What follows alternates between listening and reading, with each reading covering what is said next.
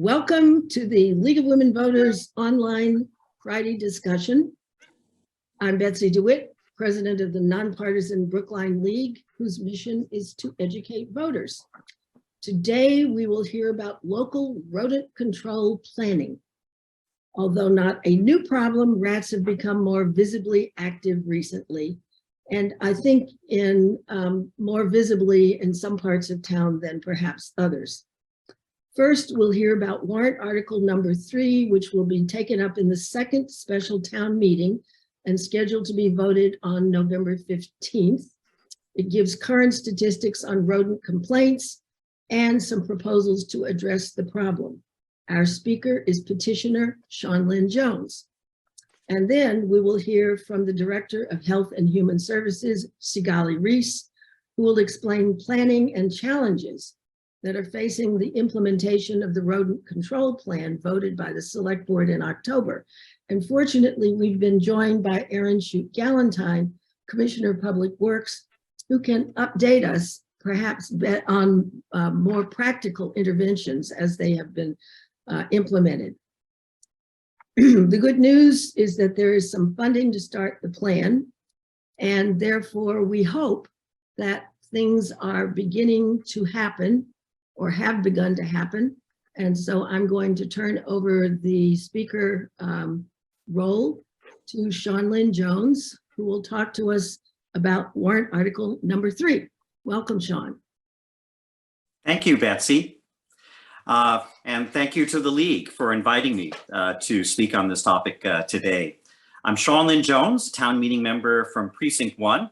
And as Betsy said, I'm one of the petitioners for warrant article 3 of special town meeting 2. The warrant article actually began with my fellow Precinct 1 petitioner and town meeting member, Anthony Ishak.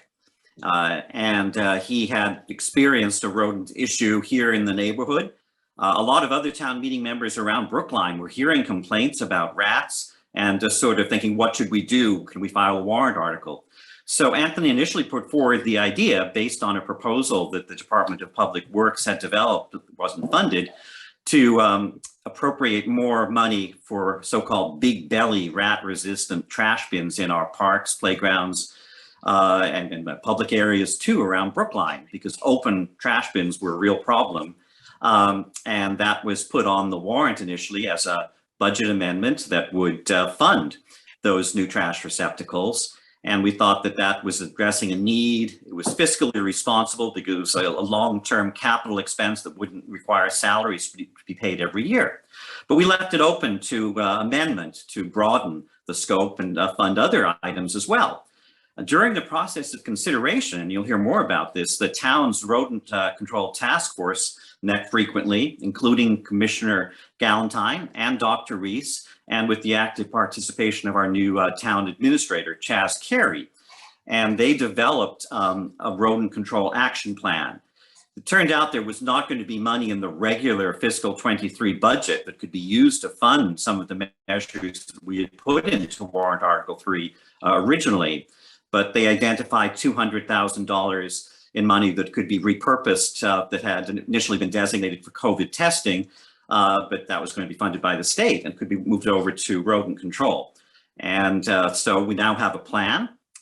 We have $200,000, and I'm sure Dr. Reiss and Commissioner Galentine can say a little bit more about what's in that plan. It includes not only trash receptacles, but in the short run, hiring some consultants to set traps and to advise the town on how to move forward. There's also the longer term question of how we'll fund it with new personnel for inspections and enforcement, new trash receptacles, trash trucks, and so on. And so what the petitioners have done with the warrant article is to move from the idea of a budget amendment to a resolution that recognizes that we've got a serious rodent problem here in Brookline, that the town is taking active steps to address it. And we really appreciate what the staff and the departments have done.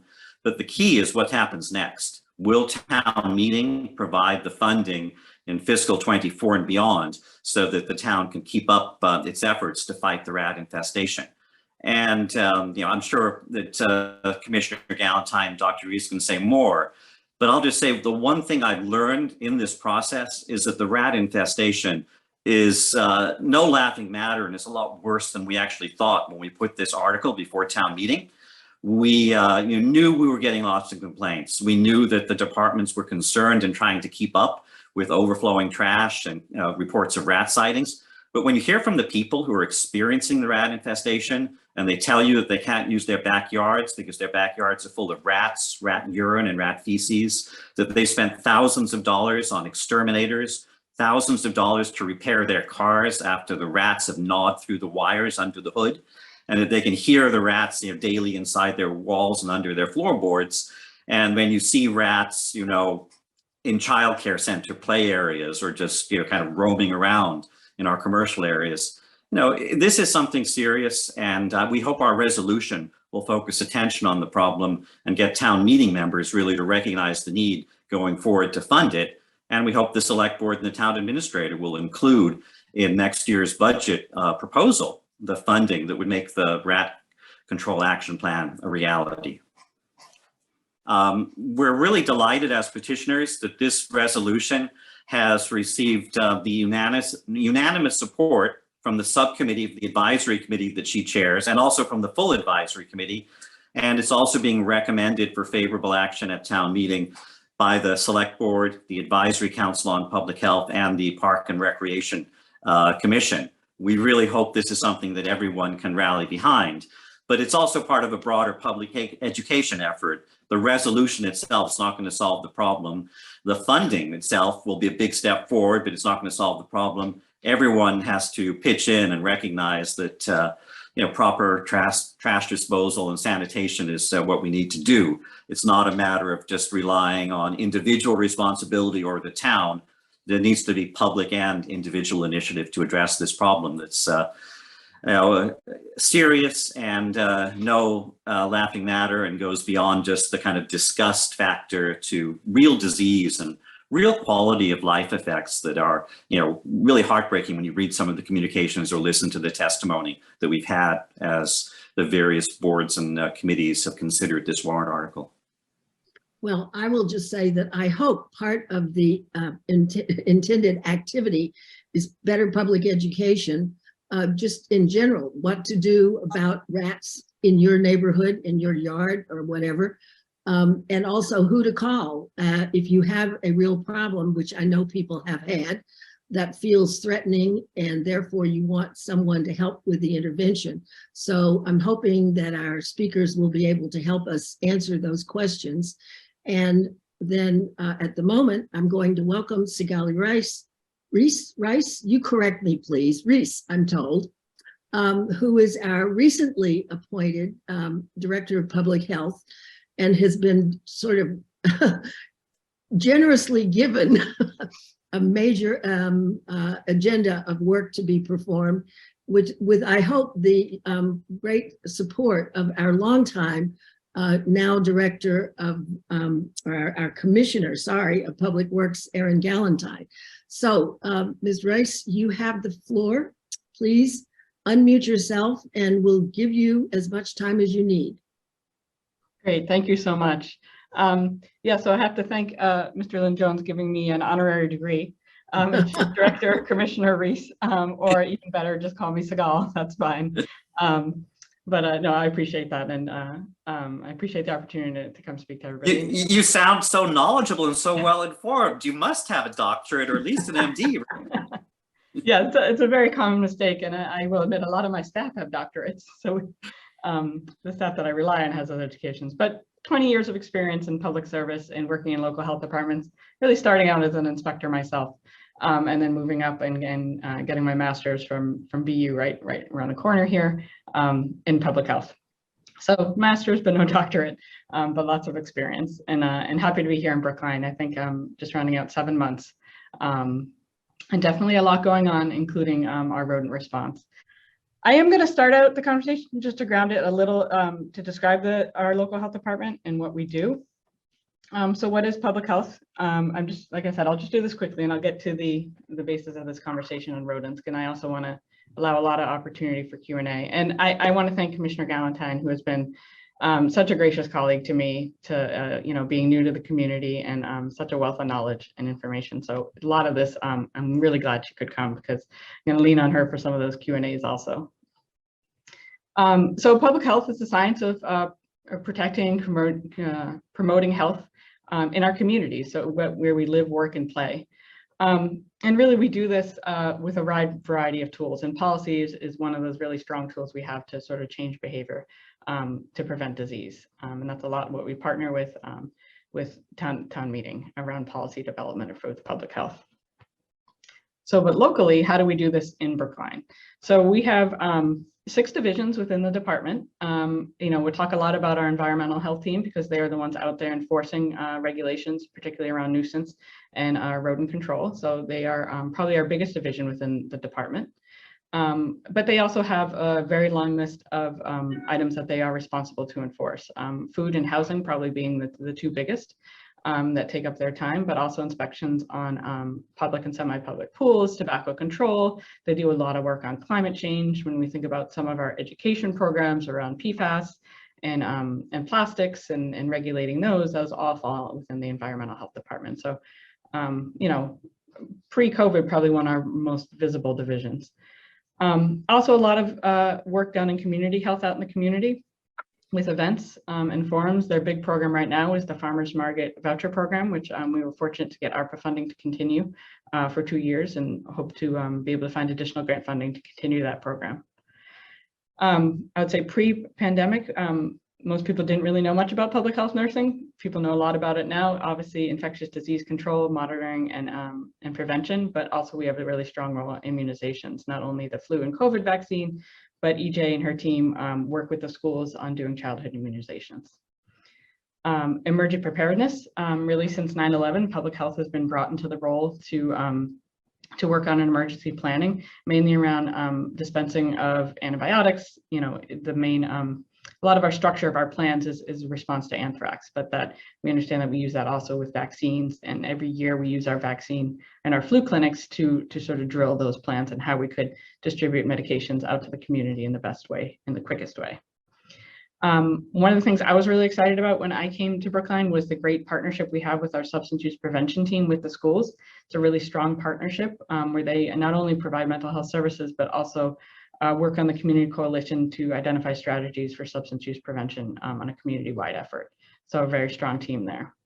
And then finally, really the administration and the public health policy team. So definitely working on the Warrant articles in town meeting and looking about how we can promote health through policy change. And that could be short-term, what we saw with the public health orders during the pandemic, but also long-term in the form of regulations.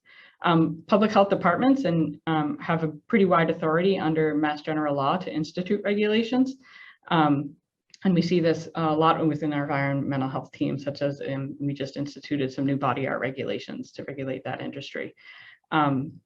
But that we have a wide scope under that Mass General Law for anything that really pertains to public health that we are allowed to regulate. And within Brookline, we do that. We have a commissioner role system here. And I am obviously advised by the Advisory Council on Public Health on any of those policy changes. And then my shameless plug, just want to let everybody know, a couple of events coming up. We're looking at the fall. We have heard in the news a lot about not only COVID, but flu and RSV infections have been on the rise. So we will be talking about that, and our greatest tool in defense against that is vaccines. So focusing on our vaccine efforts.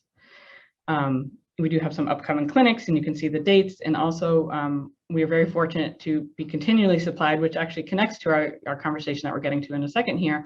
Why we were able to reallocate some of that COVID testing funding to this rodent response was that the state continues to stock their stockpile of test kits.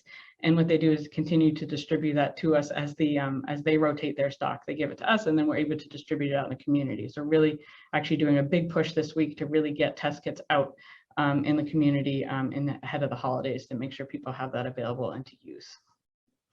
So thank you for letting me do that. I think it sort of grounds everything that we do at the health department. But what I think we all want to talk about is what is our rodent response.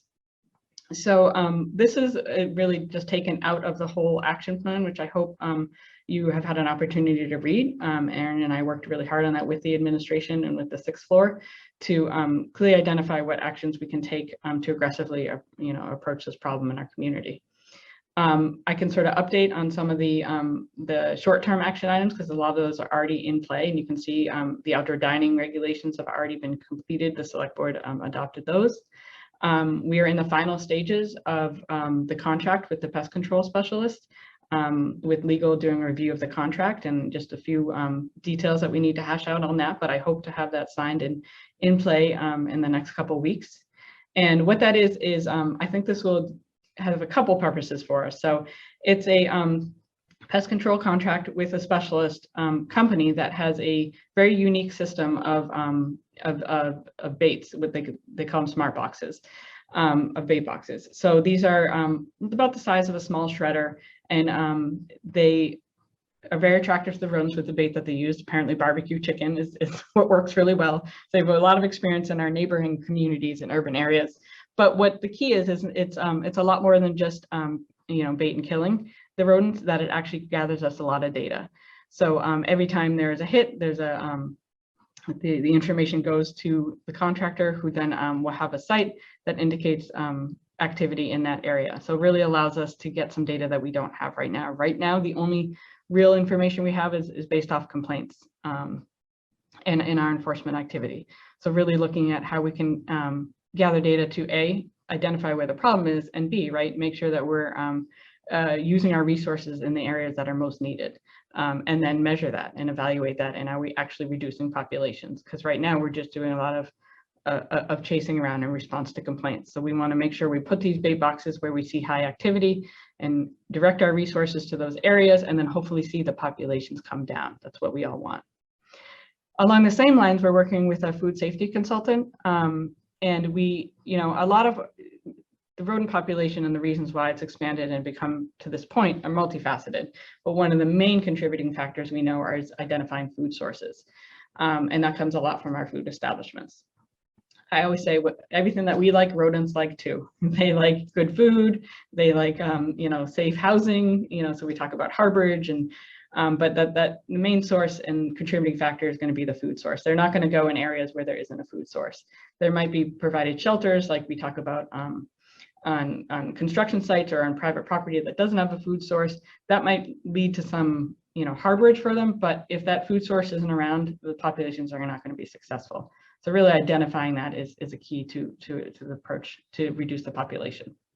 So with the food safety consultant, again, they're not only going to be out there sort of helping us work with our establishments in these hotspot areas, but also providing us with data points. So identifying how many contributing factors they might see at a particular restaurant, and then have those things improve.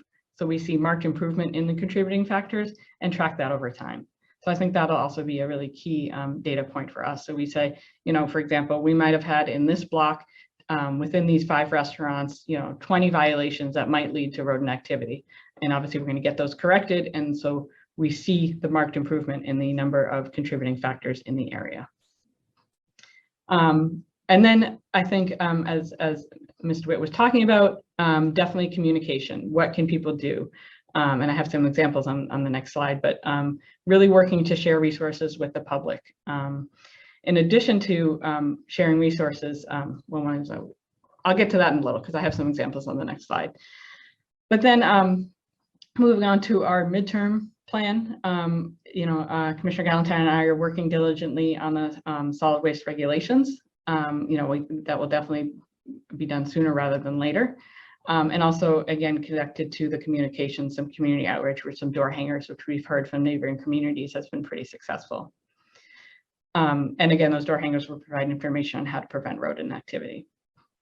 And then I think the long term is really subject to the budget process. And I think Mr. Lynn-Jones sort of talked about that in his presentation, that there's still a lot of work to be done and expense to be incurred, and that in the end, we do need staff to be able to continue this work, and that we have identified, and I will let Aaron speak to this maybe a little more in the Q&A, some additional funding sources that might allow us to bring on some staff within Public Works to help us on the enforcement.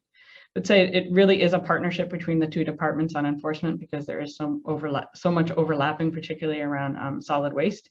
So we work together really well, and we've sort of been outlining those processes to make sure they're streamlined and collaborative. And then just my final slide, I wanted to share a sneak preview of some of the information that will be coming out on the website. We are very close to launching it. I would say I did put the Brook Online logo on here because we are already switching to that. That is up and running, that the Brook Online system can now take specific rodent complaints. It was one of our problems was that things were coming in multiple avenues, and it made it really difficult for us on the staffing level to gather the information and send it out to the department that should be responding, whether it be on within our parks, or whether it be a commercial, or whether it be a trash complaint, or actually rodent activities. So all those sort of lead to different responses. And so one thing we've tried to streamline, and Erin was really great on this with her team, is to use Brook Online as the main resource to gather these complaints. And because that was also another great data indicator we could use, and have that system sort of dispersed to the other departments. We will still use the rat reports and the phone number for additional communication strategies, but that we are hoping to really send any complaints around rodent issues to the Brook Online system. And then you can see on the left there some booklets we'll be providing about, and obviously online, about rodent prevention on the property. Also some mapping that we've been working on to identify where our hotspots are. I think that this is all related to complaints, but I think as we start to get in new data sources, we'll be able to better identify those. And then the last one is a nice sort of flow that we have tried to encapsulate what the department does in response to rodent complaints. So these are all things that will be on our web page that will hopefully be launched soon, just working on.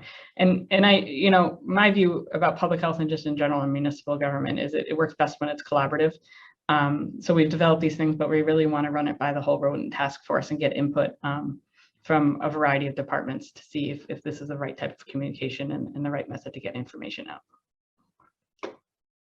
So with that, okay, thank you very much. And I wonder if maybe we could ask Erin Galentine if she would like to do some follow-up. But I will say one question that I have based on what I'm hearing and my own personal lengthy history dealing with government in Brookline. I went online to look for this group, and I couldn't find any evidence of it on the town's website. So at some point, it would be really nice if the organization could be posted. I don't know that people want to from the public want to communicate with members, but normally if there's a named committee operating in the town, there's a way of sending messages so that people can give information as useful. And I just want to point that out from my own perspective, because I couldn't find any evidence of this task force. So Ms. Galentine, please join us. So, and I'll actually address it. So, all right, wonderful. So good morning, everyone. Erin Galentine, Commissioner of Public Works. Thank you for having this forum this morning, and this is an important topic. I want to both recognize Sean Lynn-Jones and the petitioners who really have been trying to help the town better manage this increase in the rodent population that is sort of yet another unfortunate impact that's come out of the COVID-19 pandemic. So thank you, Sean. The petitioners have been very supportive of staff. And also I want to recognize Sigalle, who came in and very ably got the town kind of through the most sort of critical endpoint of COVID, and has now had to pivot really abruptly and focus on this rodent problem across town. So from Public Works perspective, we've seen probably a 400% increase in complaints associated with rodents. For us, we're seeing that both in parks and open space, civic and commercial areas, and then also residential, private, both residential and commercial waste storage. So we're getting complaints kind of from all of these different areas. We see it as having a lot to do with outdoor dining.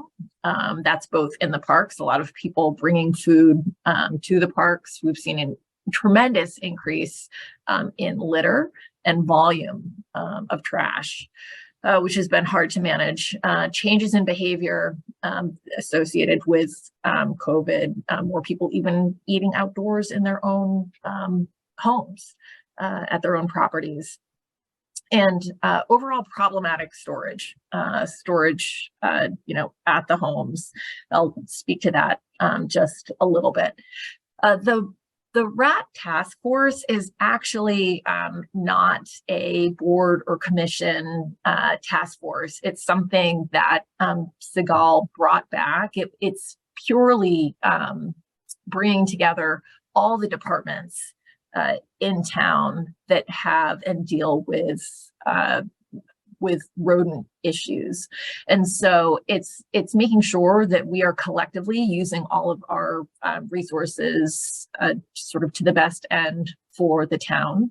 It involves the school department, the building department, health and human services, public works. For public works, I have both, I have highway and sanitation, parks and open space, and also water and sewer that participate. And so it's making sure that we're communicating about what the hotspots are, what our overall strategies are, their shifts that we can make. So it's an effort really for us to make sure that we're working together. So any questions, that you may have or information you want to share, I would say to share that with Sigalle or with me, and we will bring that to the task force. The task force has been helping think about ideas for communication, about ideas for treatment, things like that. Brook Online is now live, so there is a sort of a rodent citing option kind of right on that first page, and what that will then come to Public Works, and we will then dispatch it to the appropriate department. So we think that's important as well, because some complaints were going into buildings, some were going into health and human services, some were coming to us. And so we wanted to make sure that we had a better way to sort of funnel and channel the complaints that were coming in. I think one of the concerns and frustrations of the community has been this sort of perceived lack of follow through on the part of the town, whichever department it might be. And I think that we want to make sure that we're able to communicate back. A lot has been happening in terms of inspections, citations, follow up, but the town really doesn't have the resources to provide sort of detailed follow through with every complaint that's coming in. They're just putting it on their list and doing the work that needs to be done to get those properties in compliance, if that happens to be the problem. So I recommend that you use Brook Online. Communication is something we're really going to push. Communication in terms of what residents can do. Sigalle has done a great job at pulling together information that's going to be on the website for rodent controls, both what the town's doing and what residents themselves can do in terms of making their own property as sort of unfriendly to rodents as possible. I think you'd be surprised. It's really very little food and very little water that rats need in order to find themselves quite comfortable in our community. And so we all really do need to work together to try to manage the population. From parks and open space, one of the components of this early phase is big bellies. Big bellies are solar trash compactors that are fully enclosed. And they're a benefit in that because of the technology to compact, it can hold 5 times the volume of waste. But the real benefit in this capacity is that they are rodent proof. And so we are phasing out the open top trash receptacles and replacing those with big bellies. Big bellies are expensive. The technology is expensive. It is a smart technology, but they are effective. And so this early phase is helping us continue with this effort, and we will be replacing those barrels each year as we go forward, a little bit at a time as we can work it into the budget. Enforcement is really key. So our collective staffs have been doing a lot in terms of enforcement around improperly stored trash. And that's something that we'll continue to do. Sigalle mentioned the solid waste regulations. So we are working to update those. Currently, that's something that we're working on right now. And that will provide more clarity around dumpsters and the requirements of dumpsters. And that's where we're seeing some of the most egregious problems. We think it's really important that we update these regulations now so that I think enforcement will be easier for that going forward. And maybe just the last thing to mention, and then, turn it back to you, Betsy, for any questions, is the building department has really been a great partner for us as well. They do have pest control on staff. They have a rigorous program of management and baiting around the public buildings, and work with us in the public parks as well. So they're, an integral part of our program as it relates to public spaces. And we're really looking forward to kind of the data and the outcome that we may see with these smart traps that Sigalle talked about that we're rolling out this year. So with that, Betsy, I turn it back to you. Thank you. We do have some questions already posted, which I think I will begin with, and I will read them to you, and then Sigalle and Aaron can decide who answers. And then subsequently, I already see, and maybe we can alternate. If you look at the bottom of your screen where it says raise hand, do your raise hand, and I will recognize you and allow you to ask a question verbally. And I think we'll start with the first raised hand. Lauren Ockney, you'll have to unmute yourself to ask your question. Hi, I'm sorry. I'm Lauren O'Kane. Thank you for the opportunity to speak. I'm so glad to hear so much that the departments are doing about prevention in terms of food sources and sanitation management and gathering data. That all sounds really smart. I believe there's another huge opportunity, and someone else mentioned it in the chat, in the prevention realm that I really hope the Health Department and Public Works Department will take advantage of, and that is rat birth control stations. They're not expensive, they're not hard to use, they're safe.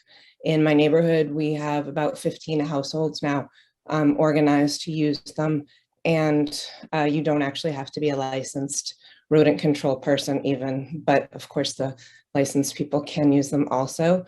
They're being used by city governments in DC, New York, San Francisco, New Haven, Newton parks, and now Cambridge is just beginning, I believe.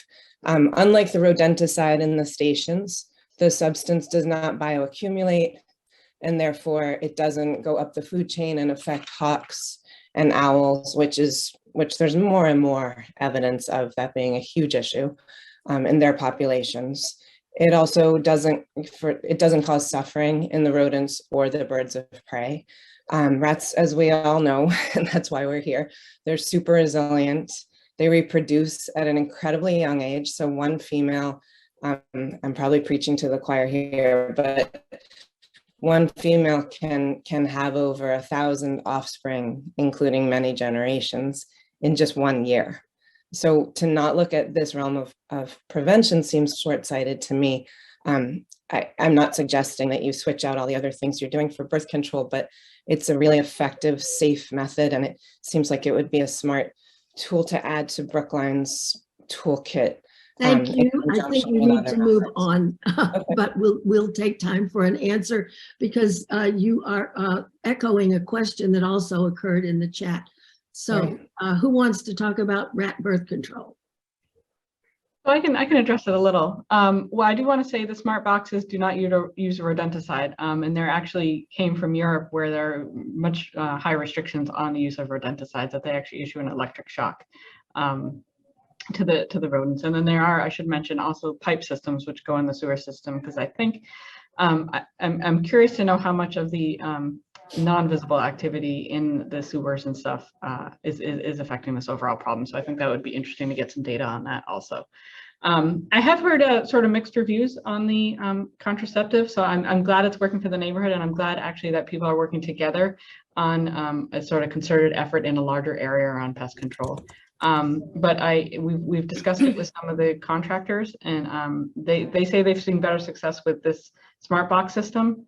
You know, that's obviously the system that they work with most. But I think the jury's still out, and I would love, if you have any research on it, I'd love to see it, because it might be something that we do in collaboration with, like you said, with the existing systems that we're using.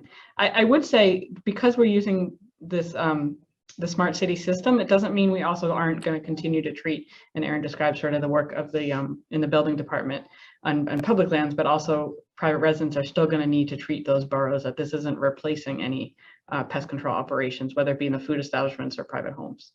Okay, I would just, counters. thank you. I would just add, I would be happy to give you the data that I have from, or to talk with, there's a scientist that was one of the two people that developed this, but she's not with the ContraPest company. Her name is Loretta Meyer. I know she met with people in the Cambridge Health Department, and she's very, very willing to hop on a Zoom with you. She's out in California. I'd be happy to connect you and to show you Thank you, Lauren. I think she's now given what me we as well. want is for you to continue this conversation directly with a combination of the task force or Sigalle in particular. But we do have many questions, and I'd like to move on a little bit. Unless, Erin, do you want to add anything to that? No, I think it's great. I actually love to hear that the neighborhood's working together. That seems really wonderful. And if there's a way even for us to share information on how neighborhoods can do that to potentially have a bigger impact, I think that's something I'd love to think about more. And I'll just add that the town was thinking about and researching the birth control options actually a couple of years ago, prior to the pandemic hitting. So I think we're very interested in learning more now. Okay, and in the chat, I have a couple of questions that are related, having to do with waste receptacles, inspection of outdoor waste receptacles, and also the notion that when people are putting away or getting rid of their waste, should organics be separated from non-organic materials? And would that help to address any of these let's say organic, since the rodents are after the organics, not the inorganics? Would that help or make a difference? And anybody who wants to respond. So I guess I'll attempt to answer outdoor that. Receptacles and separating organic from inorganic. Oh, this is all related to outdoor receptacles? Well, I assume so, because when we're talking public receptacles, but how about the ones that are from restaurants, or for that matter, private homes? I mean, we dump a lot of organic stuff as well as paper and recyclable things. So right, I really think the bottom line with all of that refuse, because a lot of times there are sort of, there's even in our recycling, it can be sort of spoon clean, rinsed out, but there's still some remnants of food. It's really that these receptacles are covered and inaccessible. So that's really what we're looking at in terms of waste storage. I would say compost is something that the Department of Public Works is looking at sort of entirely separately, and how we maybe can pull compost out of, separate that from the waste stream and start more overall residential composting townwide. But even when we do that, that will need to be in secure containers with lids that are overall rat proof. So I don't see us composting in the parks at this point, because I think that you know, I'm very concerned. We have a lot of contamination that happens even just with our recycling efforts in the parks and people putting the wrong things into our recycling containers. And what happens then is it can contaminate the whole batch in terms of for recycling. So that also can happen with compost, and then it needs to just be disposed of as trash if it's contaminated. Sort of going back to the inspection question, are the public receptacles regularly inspected, or how often are they emptied? We have people emptying the trash bins. It is 7 days a week for 8.5 months out of the year, and then it goes to 5 days a week. So they are doing their rotations. They cannot get to all of them every day. There are some that are hotspots and trash that are emptied every day, but trash collection in the commercial areas and the parks and open spaces happens 5 to 7 days a week. Okay, and now the hand raised, John Harris. You have to unmute yourself. Got it. Yeah, thank you very much. My name's John Harris. I'm a town meeting member, Precinct 8, and in that role, working with constituents close to hotspots. We've met with Sigalle and with DPH staff and thank them very much for engaging with this issue the way they have. I've got a question and then a comment. The question is, it sounds like the town response in terms of actual on the ground doing more as opposed to info gathering will really begin only in the spring. And so with winter coming on anyway, what do you anticipate will happen with the rat population, you know, at the current level of town response? That is my question. My comment is just that I found that constituents are upset, in addition to the rodent problem directly, is that in the past, when they've complained, the inspectors have fined them and forced them to engage exterminators, so they spend thousands of dollars or tens of thousands on sequestration fences and find that the rats just run around the fence to the sidewalk. The rats are at the food sources, the restaurants, the apartment complex, dumpsters, and construction sites. The rats run around the edge of the fence to the sidewalk and then boom, back up the resident's driveway. And in one case, an exterminator said it was just not fair for him to take any more of the resident's money because she was a victim, not a problem, not a source of the problem. So my comment is to please ask the inspectors to stop or at least downplay finding residents and to focus on finding and working with the food sources themselves. Again, the restaurants, the construction sites, the large apartment dumpster, backyard dumpster areas. Thank you, Mr. Harris. I'll just hop in, and Sigalle may have something to add on that. So, I mean, I actually think the town is actively, you know, right now has been really working on the enforcement, working on the communication, and working on treatment on the public spaces. So I would say actually there is motion already and will be sort of ramping up, as you said, going towards the spring. You know, in terms of enforcement, we need to enforce equally across the board. So we can't say don't enforce, you know, these people may have improperly stored trash, treat them differently. We need to treat everybody the same.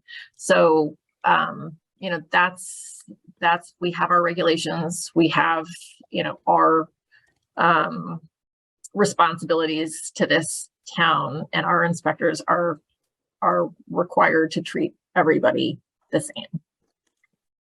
Okay, I have if I could just add. Sorry, go ahead, please. The two contracts. So we're very close to implementing and signing the contract with the pest control company, and that would begin, you know, very quickly after signing that. So that's something that will go into play, you know, before the spring, for sure. And the food safety consultant will take a little longer. We have to go through proper procurement on that. So that's not as far along in the procurement process, but that I do see those activities coming fairly soon. I would say something we've talked about internally within the environmental health department and the inspectors is really directing our efforts towards the contributing factors. And we talked about sort of the food source, but that, you know, if there is activity on private property, they also need to treat, but that it needs to be a sort of concerted effort by everybody. And I think that's why that neighborhood example was such a great thing to happen, because it does sort of take all hands on deck to really bring down the population. Thank you. And now from the chat, a question that has to do with construction sites.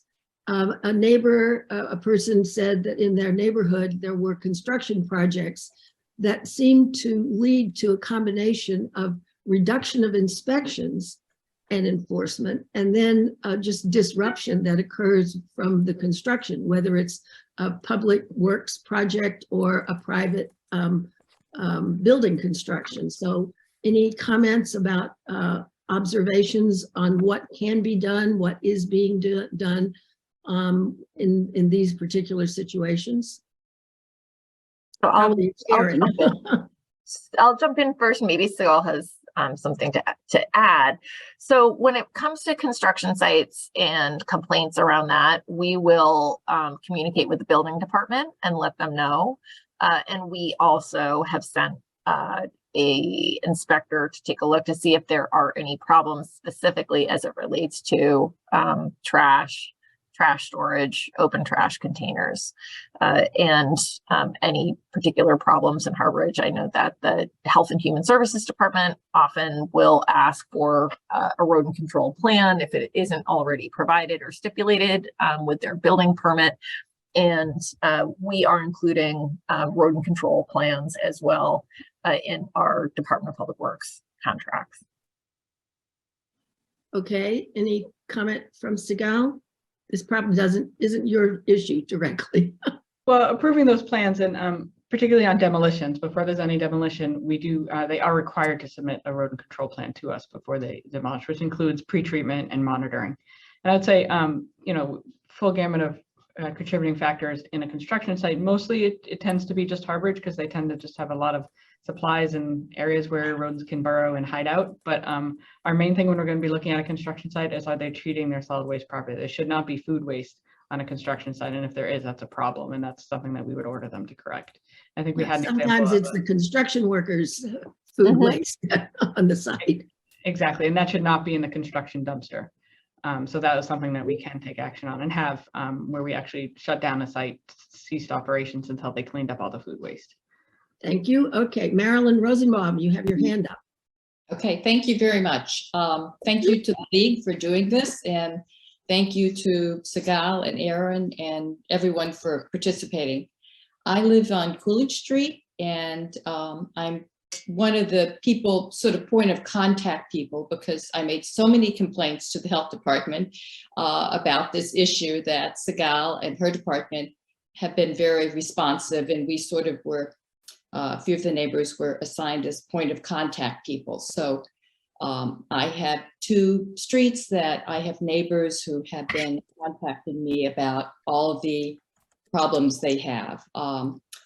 Because we're so close to JFK Crossing and all the food establishments, I wondered about whether or not fees could be increased. The outdoor dining along Harvard Street has doubled, and some, I think at Kupel's probably tripled their seating. I know this was to help COVID problems, but at this point, there's so much outdoor dining. I wondered if who collects those fees, and if those fees could be increased and put towards the rodent problem in terms of helping pay for that. So Erin Galentine, I have a couple, that's a great question. I have a couple comments about that. One is the fees have been set. They were set by the select board and they did go up this year.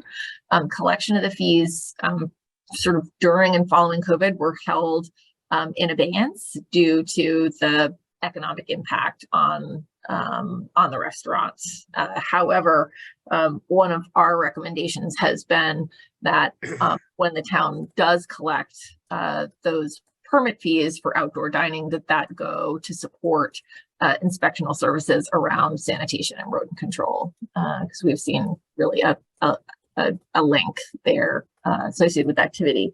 The other thing I'll say is we just updated the guidelines for outdoor dining and really strengthened the rodent control planning and requirements for each establishment associated with having the privilege to have outdoor dining.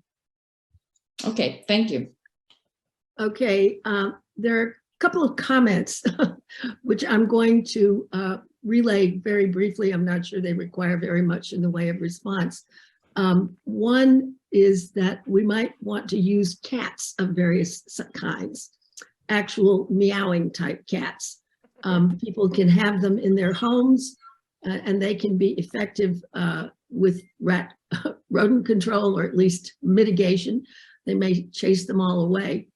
And the question to some extent was, are there any barriers to possessing cats or using cats? And I don't know that either one of you are in a position to answer that one, but it's a comment from the chat. And as a cat owner myself, I appreciate their contributions, if I can put it that way. I would say I have seen some interesting articles about dogs too that are used in some urban areas. So something to look at. Train dogs, I think, because you worry about feral cats and cats outside and bringing in other predators and stuff. But there is some interesting work out there about that. Okay. Then we have another person, hands up, Carrie Staff. Can you speak? Oh, did Yes, hi. Thank you for having this group. I just wanted to second the comment and discussion about construction sites. Can you hear me, by the way? Okay. So I live within eyeshot of 4 construction sites, one of which on Babcock Street has been going on for over 2 years. And it's evident that all of these sites are required to have bait boxes around the sites. I can tell you that some of the bait boxes that were placed at the Babcock Street site are on my property line, and I can tell you that that bait box has not been touched or maintained since it was placed. It's dusty, it's got dirt all over it. It's clear that no one has opened it up, resupplied it, monitoring it, and I'm wondering. I did take a look at the Warrant article and the very detailed coverage of what can be done and suggestions and what can be done wholesale in the town, but I was concerned that I didn't see any reference in that plan to monitoring construction sites and enforcement by the building department. And clearly this will stop because we're going to lose our speakers at 11 o'clock and it's 10:55. Oh, okay. Okay, sorry. So I just wanted to put in a plug, and it will require more money, but I feel like there's more monitoring that's needed at construction sites. And then the other quick comment I wanted to make is that my understanding is that there's a serious problem in our public housing areas. And my understanding is that extermination has been, and bringing exterminators in has been increased, but we're all complaining about rats in our yard or seeing one across the street. Or I think that's enough. Sorry. You have to yield. So any sure, responses? I'm yielding. Thank you. Comment, responses? All right, then let's move on. Fran Perler? Perler? Yeah. Yeah, it's Perler. Thank you. Three quick questions. Is the consultant for the food safety going to inspect outdoor dumpsters at the restaurants? That's number one. Number two is the fiscal year 2024 inspector. Is one person enough to deal with the rats? Do you need a consultant that would help them? And the third is addressing Erin's comment of they have to inspect everything where the rats are. And that's what frustrates the residents.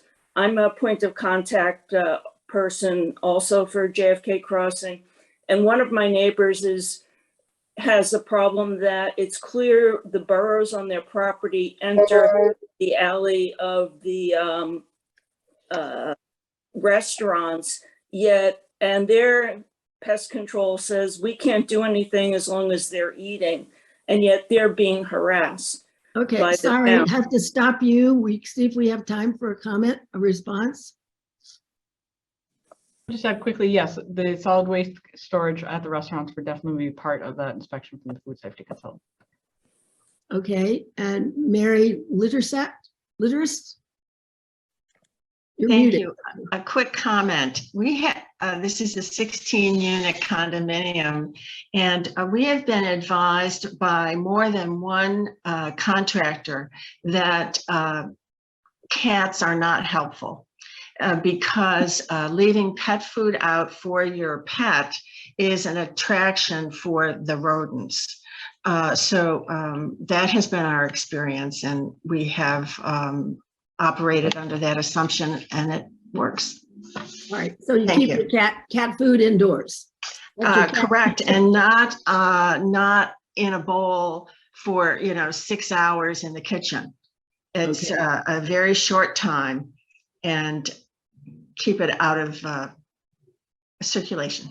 Thank you. Okay. And that's practical. Cat food is as appealing to rodents as it is to cats. Okay, Sigalle and Aaron, you each have an opportunity for a quick response or comment, and then I gather you both have to leave. But I thank you both for being here. This has been very informative. I think it's the beginning of a conversation that will continue, but more to come, clearly. Sigalle, I defer to you first if you'd like. Oh, great, thank you. Yeah, I think that I like how you described it. This is going to be a long-term effort for sure, and we will continue the conversations with the public, and keep an eye out. We will be launching that website soon, which I hope will have a lot of great information for everybody. Okay, and we can share the questions that were in our chat with you privately, so you may follow up on some of them. One of them has to do with big bellies in Coolidge Corner that seem to be overflowing and attracting rodents. So Erin, any final comments? I think I'd just echo that. This is a great start. I think that having our departments really work together on this sort of short, medium, and long range plan, we will be incorporating items into our budget proposals going forward. And we'll be making adjustments as well. So sort of, I hear some of the frustration from neighbors in terms of some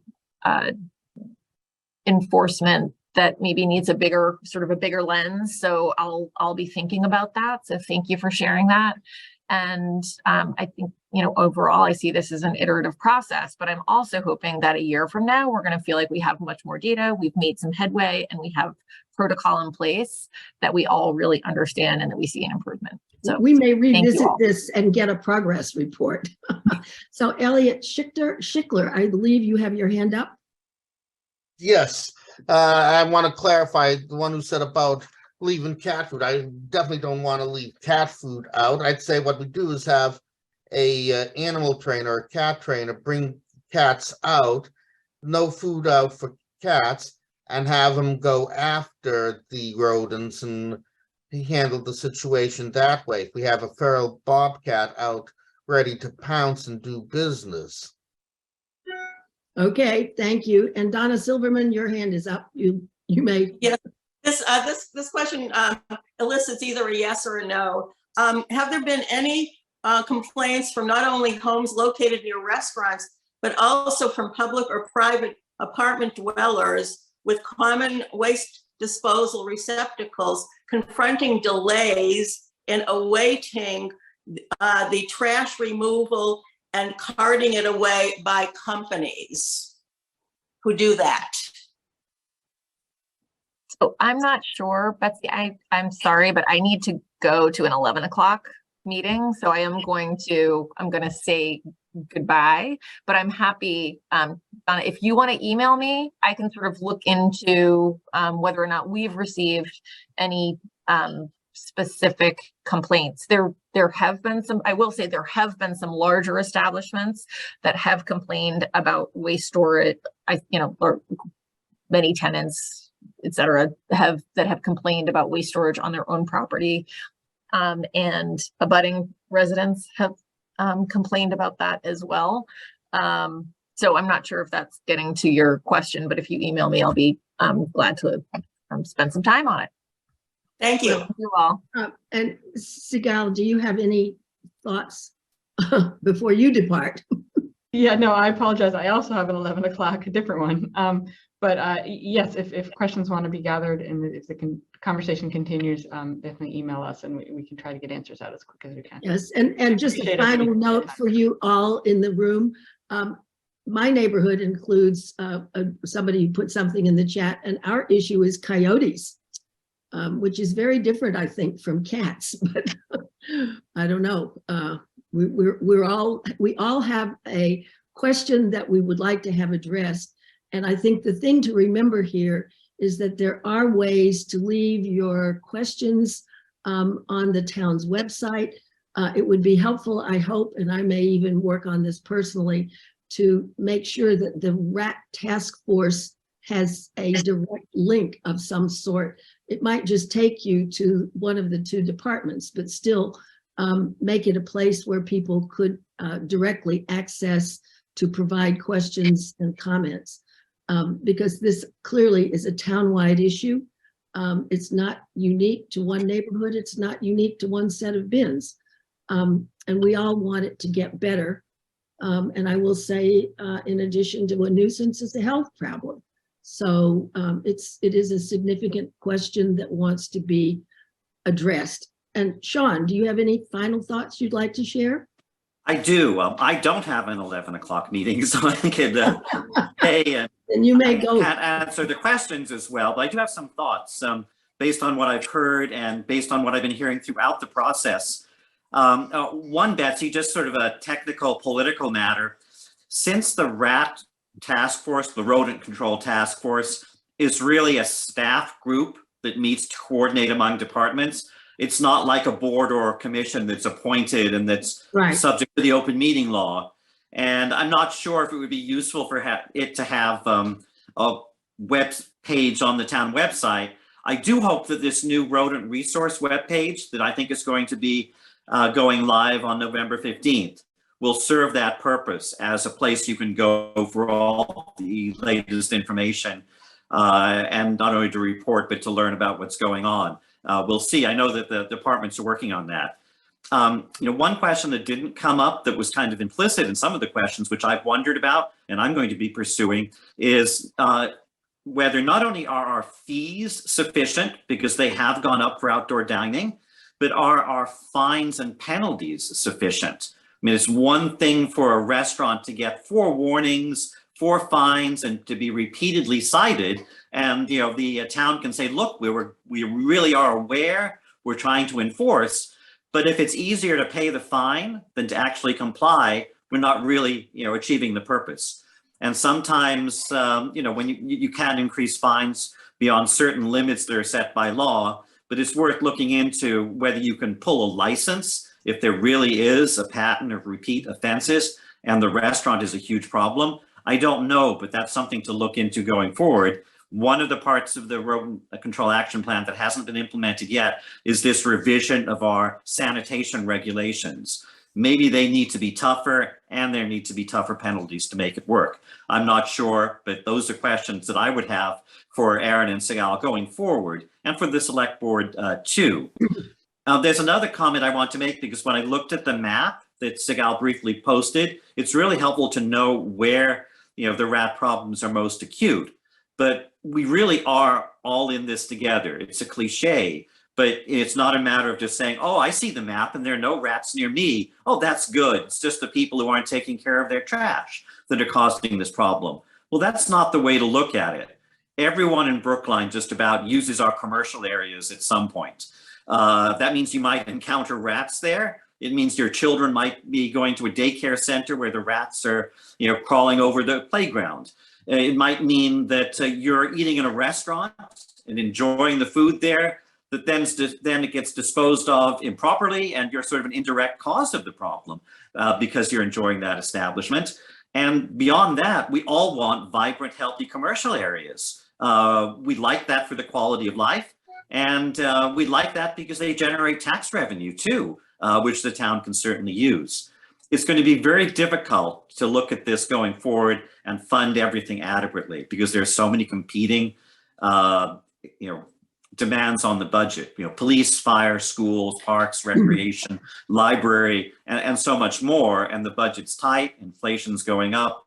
But I hope this is going to be a priority going forward. And the only good news is that there are some other sources like the ARPA money, which was mentioned before, which is not in the regular budget, and Community Preservation Act funding that might be used for, say, trash bins in the parks. And who knows what other kinds of grants or the dedicated revenue stream from fees and fines. I hope this is going to adequately address the problem. There's always this argument over causes. Why do we have this rat problem? If you live next to a construction site, it's the construction site. If you live next to a restaurant with an overflowing dumpster, well, that's the problem. There are lots of causes. Some of them are very site specific. Some of them are due to changes in behavior because of COVID. And some of those changes are probably permanent, not just temporary. In terms of outdoor dining, outdoor eating in parks, having more trash because you're at home more of a time, not at your office. All those things contribute to the rodent problem. And we've got global climate change, warmer winters, which can enable the rats to thrive very well, survive, reproduce instead of freezing and having a harder time. Now, I know we've got lots of town meeting warrant articles trying to fight climate change, but I don't think we're going to solve that problem quickly enough to bring our rat infestation under control. But I'll just conclude by saying thanks to Aaron, Sigalle for all they're doing and for being here, and to Betsy and the League for holding this event, and to all the fellow petitioners who've joined on Warrant Article 3 of Special Town Meeting 2 from around Brookline to add their support, because this really is a town-wide problem, even if it began with a couple of us in one precinct looking at the problem and trying to figure out what to do. Thank you very much, John. And I do hope that your opportunity to speak to town meeting will help, and maybe hearing this conversation will help putting things into context for the broader parts of the community, because I think that's very important. And I do hope, Betsy, that the League does a follow-up. That would be fantastic, because obviously there are lots of questions and this problem is not going to go away. Right. This program, as usual, we've recorded it. It'll go online on the big website, probably in a couple of days. It won't be immediately today, but maybe tomorrow or the next day. So that part will become available. And I just want to comment, or I think quote a little bit, but remind people that we were reminded that Brook Online for rats is on the town email and is a place where you can register your comments or your rat problems. So don't forget that. We will in following up with this on perhaps on our website. And I know our communications director is listening carefully and will be writing about this. So we'll try to publicize that or share that information. I think, I guess what I would like to say is I think this is one that the subject is not going away. So we will revisit it at some point. And maybe when we have heard what town meeting says, and possibly if there's some further action on the part of the municipality. So we won't forget the subject matter. Now, one more thing, I see still 3 hands raised up. So if those of you who raised your hands have more to say, you got to put your real hand out and I will then acknowledge you. All right, so I see Donna Viola, please. You have to unmute yourself, but you're muted. You're muted. Okay. There you go. Oh. All right. I'm on mute. Am I? You're okay now. We can hear you. Okay. Hi. Thank you. I had left the chat in the chat. I was the one who talked about the big bellies that are overflowing in Coolidge Corner. So I understand that they're a better solution than the open barrels. I also understand they're extremely costly, which is the way things are going anyway. I'm not happy about that for the town, but that's the way it is. But the town has to take it seriously. If they're spending the money, please have them dumped regularly. If it costs more to dump them once or twice a day, whatever it takes, I go up there regularly and photograph. They are not just a few things up and above them, but they're completely overflowing on the top and onto the ground. And I have those photos I can share with anyone. That to me is just, common sense. You're spending money, do something about it. Make sure the money is well spent. Secondly, I think the biggest problem in Brookline, it probably is many, many other towns, is that people don't understand the connection between closing their bins, the garbage bins that we rent or buy from the town, close them. I go weekly and look at streets in my neighborhood, and there are numerous, more than numerous, garbage cans that lids are up like this, just wide open, 2-3 feet. Garbage bags are overflowing, often they're open, and trash is coming onto the street. Now, if people can't deal with their trash, how are they going to go to the next step and deal with anything else? I mean, this is the most simplistic piece. This is where it all starts. It's trash that's being allowed to be given to the rats. Okay, so the answer, the strategy you're recommending is shut up your bin. Shut your bin. Completely. And I know that a couple of things. One, we have plastic bins, which I think, we'll see in time. Plastic is, our environment is going after. People are realizing plastic has not been the answer. Slowly the plastic bags at the trash at the supermarket are have been phased out to paper. Plastic barrels do not do it.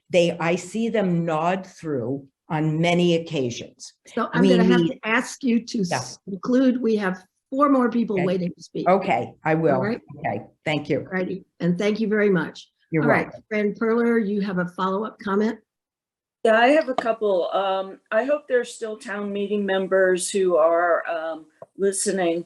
One of the frustrations we have as residents is that we have no input or feedback into what these new rules are, for outdoor dining and trash. And it would be great if there was a little better communication on that.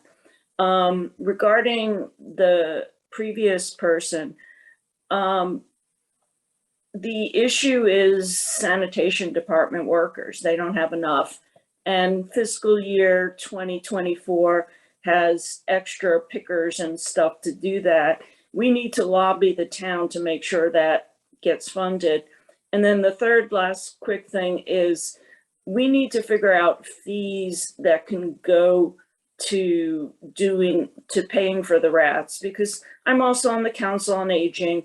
I know the town budget is crazy, and to compete with a lot of the other issues, it's really hard to get money. So if we could figure out fees, let's say, like they said, for outdoor dining, or a fee somebody suggested for construction permits that would be devoted to pay for the rat inspectors, that would be really important, because it's all about money. That's an important thing to relay to the select board.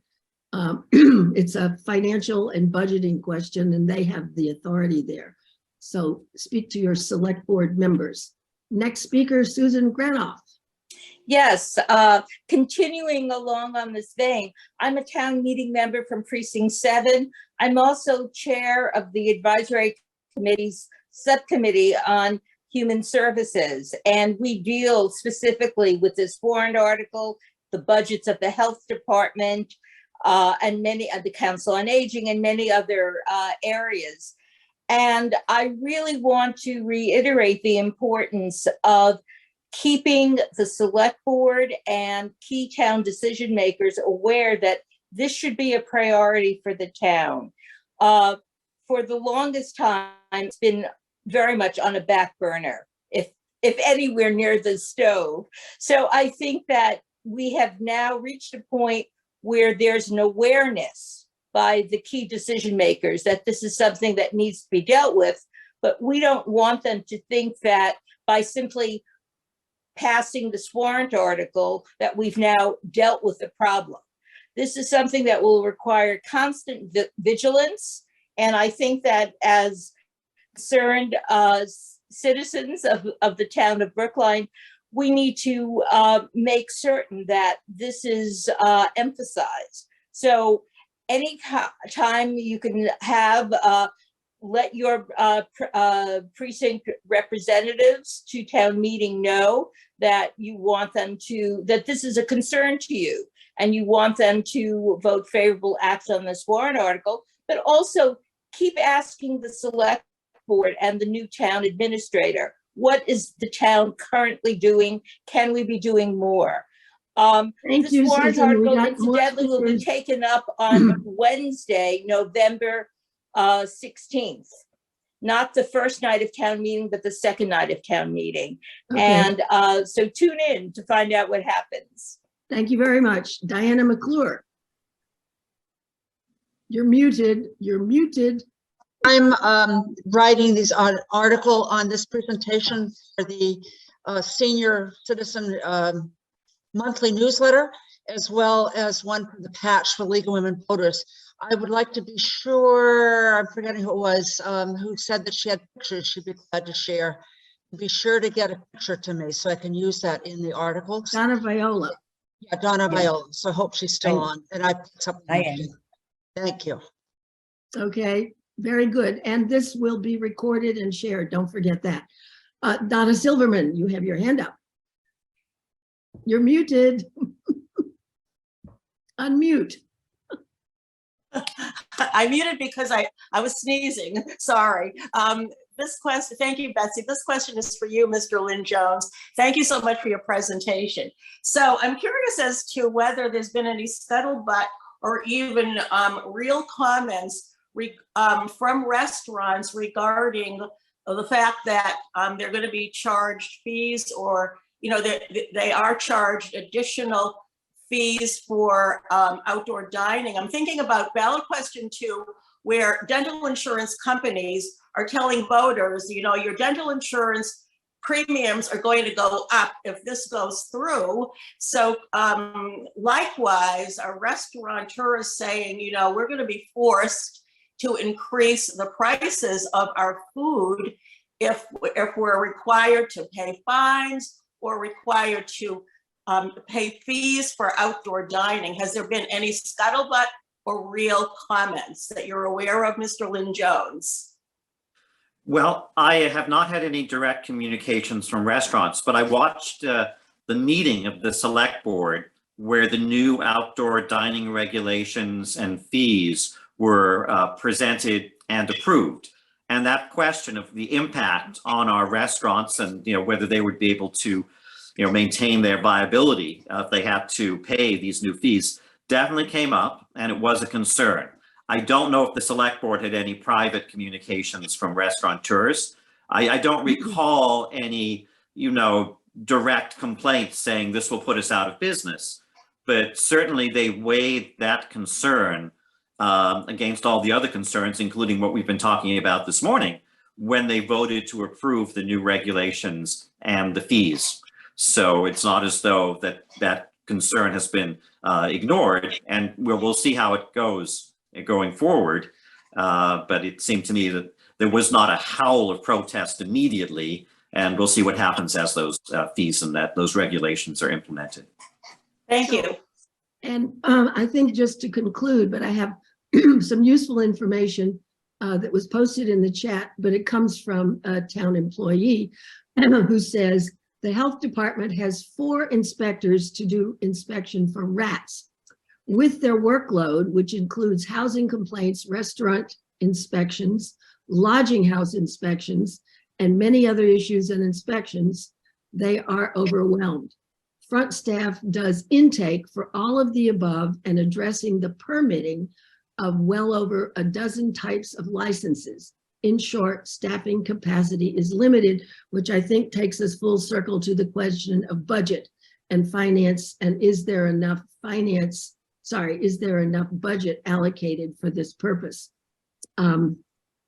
The department heads may be going forward as the next financial plan is being developed, right, Sean?